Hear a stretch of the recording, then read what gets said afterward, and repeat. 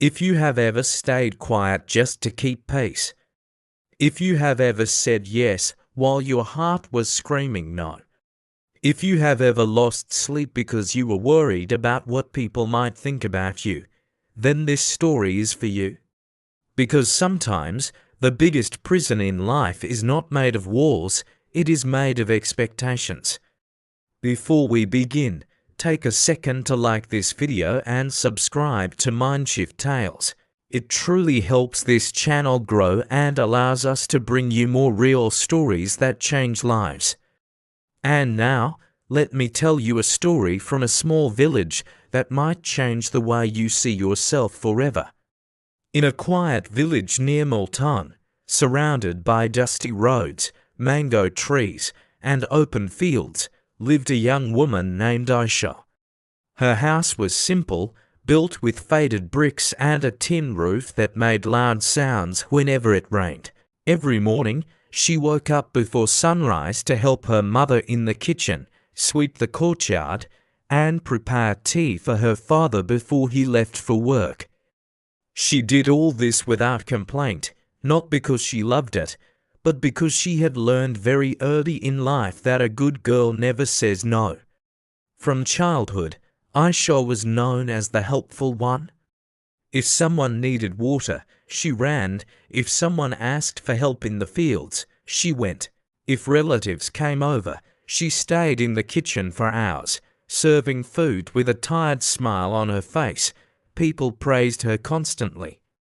Such a well-mannered girl, so respectful, any family would be lucky to have her.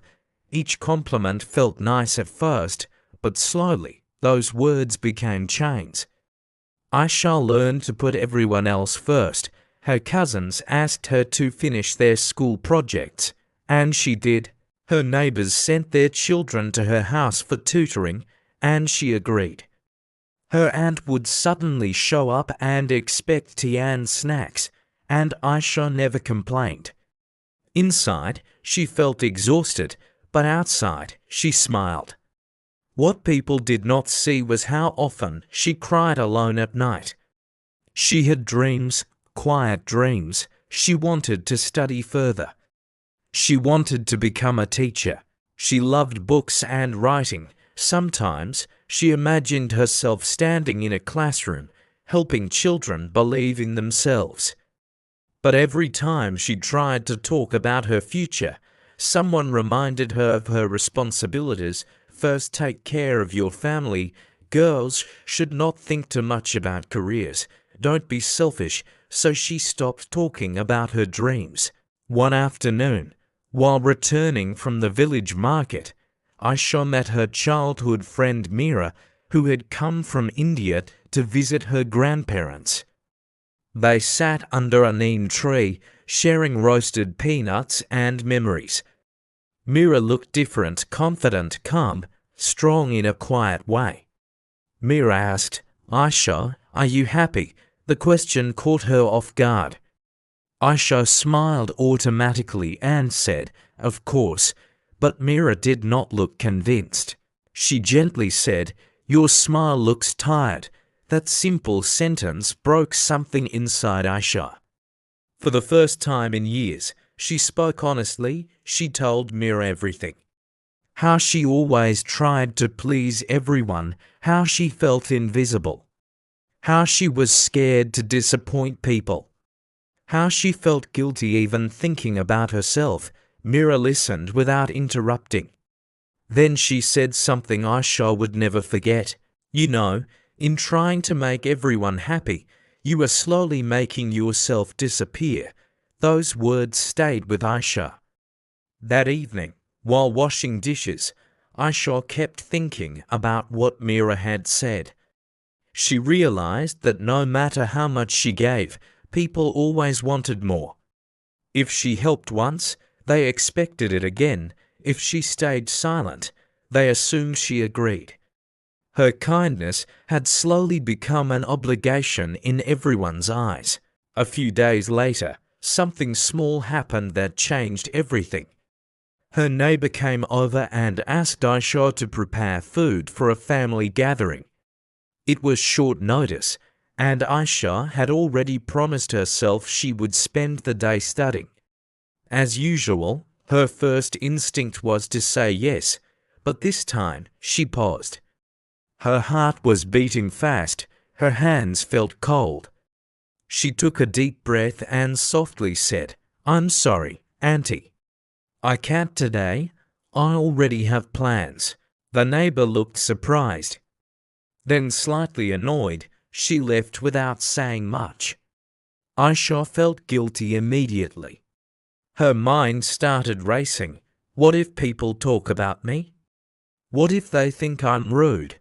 What if I hurt her feelings? But something else happened too. She felt light. That day, Aisha opened her books and studied for hours. For the first time in a long while, she chose herself. Of course, it wasn't easy after that. Some people started treating her differently. A few relatives made comments.